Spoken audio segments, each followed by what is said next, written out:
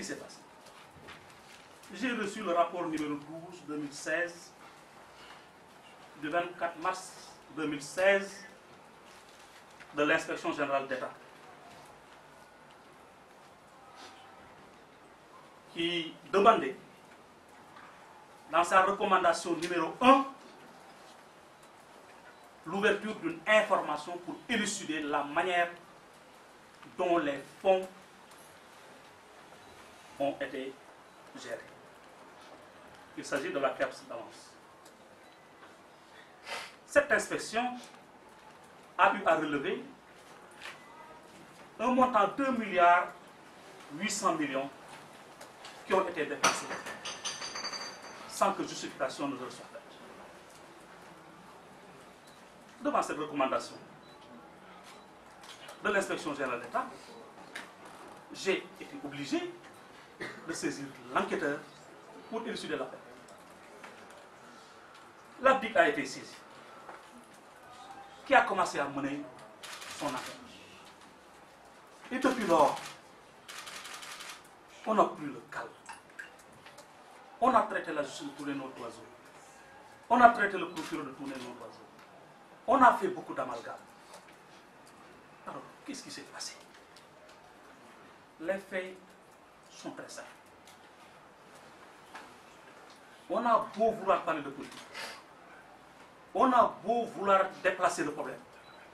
Mais le problème, il n'est pas politique. On a parlé de politique, on n'a pas répondu aux questions. Je crois que dans cette affaire, la première question à laquelle il fallait répondre, c'est la question du DAF.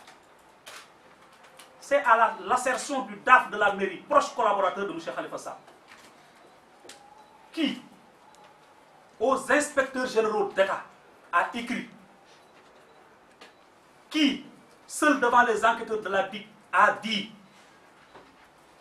qui, devant M. Khalifa Sall en confrontation, a répété que tous les papiers, toutes les pièces qui ont été confectionnées sont faux. Elles n'étaient destinées qu'à couvrir le fait que moi, DAF, je récupérais les 30 millions que je remettais en main propre à M. Khalifa Sall. C'est cela le problème. Le problème n'est pas politique.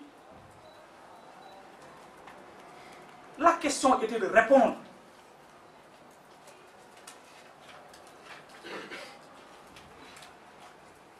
aux responsables des magasins de la mairie,